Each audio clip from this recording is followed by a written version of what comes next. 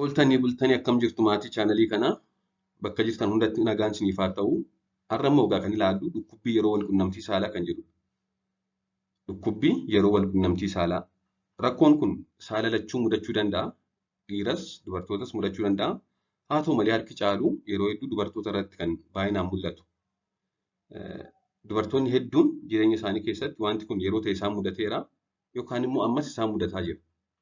Dhukkubbiin kunis xiqqaas ta'uu danda'a. Xiqqaa kan baay'ee nama yaaddesine ta'uu danda'a.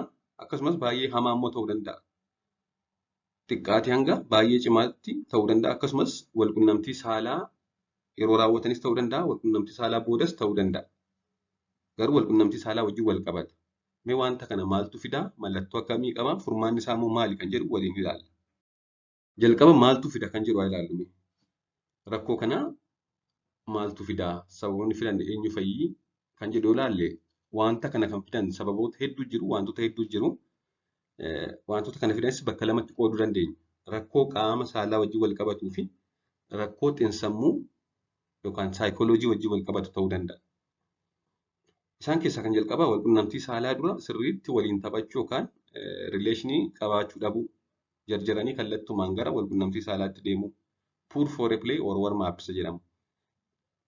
Walquunnamtii saalaa dura rileeshinii gaarii qabaachuu dhabuu yookaan waliin haasa'aa turuu dhiisuun tasuma wanta kana walquunnamtii saalaa jalqabuun kanaaf nama saaxiluu danda'a.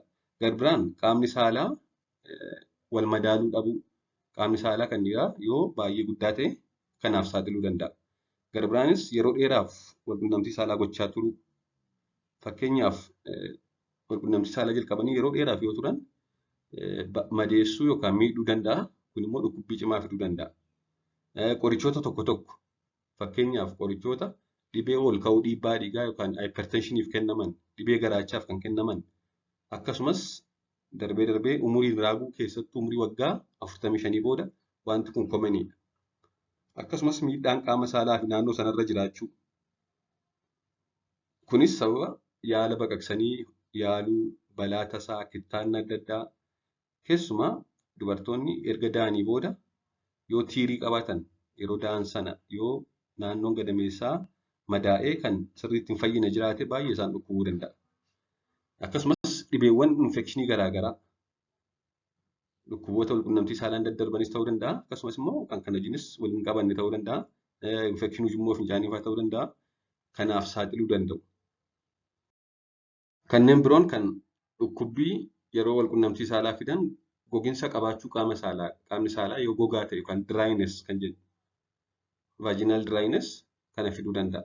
Kunis egaa sababa fakkeenyaaf erga da'anii booda yeroo daa'ima hoosisan qorichoota adda addaa fudhatan akkasumas dhibee fayyaa tokko tokkoon sababa adda addaan kan ka'e yoo qaamni saalaa gogaa ta'e dry ta'e isaan dhukkubuu danda'a. Akkasumas gogaan naannoo qaama saalaa yoo rakkoo qabaate, rakkoo fayyaa yoo qabaate isaan dhukkubuu danda'a. Yoo madaa'ee jiraate, yoo infekshinii adda addaa qabaate. Rakkoo uumamaan qaamni saalaa seeraan yookaan haalaan uumamuu dhiisuu, qaamni saalaa uumamumti isaa yoo sirrii miti ta'e. Akkasumas yaala dhukkuba tokko tokkoof godhamu. Dhibee tokko tokkoof yaalli godhamutti qorichootni tokko tokko naaf saaxiluu danda'u. Fakkeenyaaf kaanserii tokko tokkoof yaalli godhamu kana fiduu danda'u. Dhukkuboota qaama wal hormaataa tokko tokko fakkeenyaaf tishuleen keessoo gadameessaa iddoo biraatti argamu, kaanserii balbala gadameessaa, dhiita gadameessaa, maayoomaa fa'aa kan jennu kan gara alaatti dhufuu jiraate kana fiduu danda'a. Akkasumas dhibee kintaarotii, dhiphinaa fi yaaddoo sammuu qabaachuu, gudeeddii yookaan seenaa akkasii qabaachuu, maashaan qaama saalaa dubartii ofii isaatii walitti butamuu. Isaan kun egaa sababa dhukkubbii yeroo walquunnamtii saalaa ta'uu danda'u jechuudha. Hedduudha isaan. Dubartoonni hedduun egaa wanta kana isaanitti fidee ofii isaanii ni beeku hedduun isaanii. Tokko tokko darbee qabaatu waan ta'eef ka'umsi isaa maal akka ta'e beeku. Tokko tokko immoo yeroo dheeraa ni qabaatu. Mee wanti kun akkamiin furmaata argachuu danda'ama kan jedhu haa ilaallu. Hedduun isaa egaa yeroomaaf kan dhufee badu waan ta'eef ka'umsa isaas beeku waan ta'eef ofuma isaanii manatti furmaata itti barbaadu xiqqoo guyyaa yeroo sanaaf ni obsu. Haa ta'u malee immoo yeroo hedduu wanti kun madda rakkoo walitti bu'iinsa yookaan dubartoonni baay'een rakkoo kanaaf kan saaxilaman rakkoo waliigaltee dhabuufaa fiduu danda'a mana keessa. Akkasumas dhiphina sammuuf isaan saaxiluu danda'a yeroo dheeraa yoo isaan irra ture. Kanaaf maal gochuu qabu? Tokko kan kanaaf saaxilu dhiphina yookaan istireesiidha. Kanaaf dhiphina yookaan istireesii hir'isuu.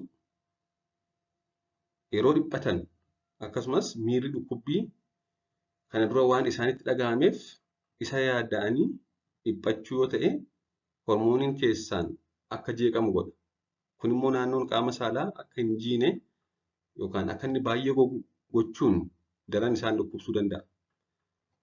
Dhiphina yookaan istireesii yoo qabaatan fakkeenyaaf ijoollummaa isaaniitti yoo dirqisiisamanii gudeedamaniiru ta'e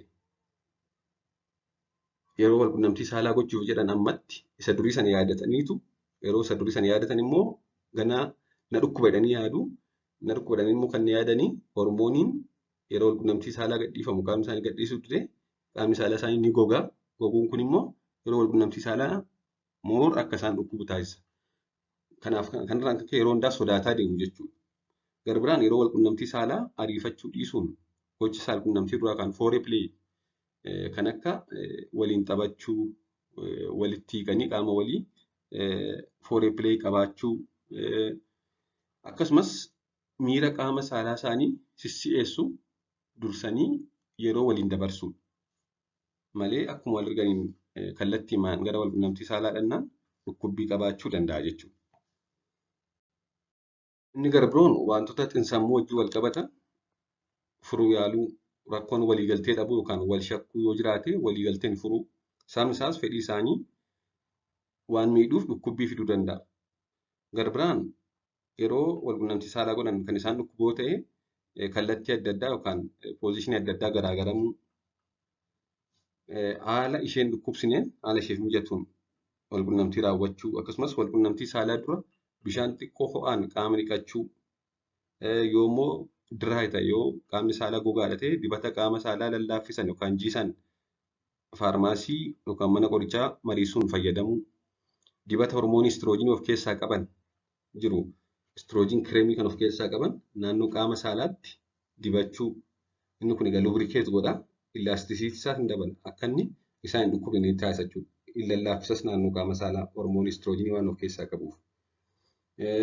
Vaajinaal daayleetar dammoo kan jedhaman jiru. Qaamni saalaa yoo baay'ee dhiphate kana fooyyessu ogeessa fayyaa mariisisuun argachuu. Akka waliigalaatti wanta kana isaanitti fide adda baasanii wanta kana fide sana sirreessu. Wanti kana fide sirroofnaan dhibeen kunis ni sirrata jechuudha. Dabalataanis dubartiin tokko dhukkubbii yeroo walqunnamtii saalaan dabalatee yookaan wal qabatee mallattoo akka dhangala'uu foolii qabu, dhangala'aa foolii qabu qabaachuu qaama saalaa, qaamni saalaa isaanii immoo erga walqunnamtii godhan yookaan yeroo walqunnamtii godhan ni dhiiga yoo ta'e yookaan dhiiguu qaama saalaa, dhukkubbii garaa handhuuraa gadi yoo qabaatte mana yaalaa deemtee ilaalamuu qabdi. Yoo maal ta'e walqunnamtii saalaan dabalata dhangala'aan foolii qabu yoo jiraate yoo yeroo walqunnamtii saalaa ni dhiigu ta'e yoo garaa isaanii gara gadii isaan dhukkuba ta'e mana yaalaa deemtee ilaalamtee wanti kana fide jira waan ta'eef adda baastee yaala argachuu qabdi jechuudha. Waan dhaggeeffattaniif hedduu galatoomaa turtii gaarii.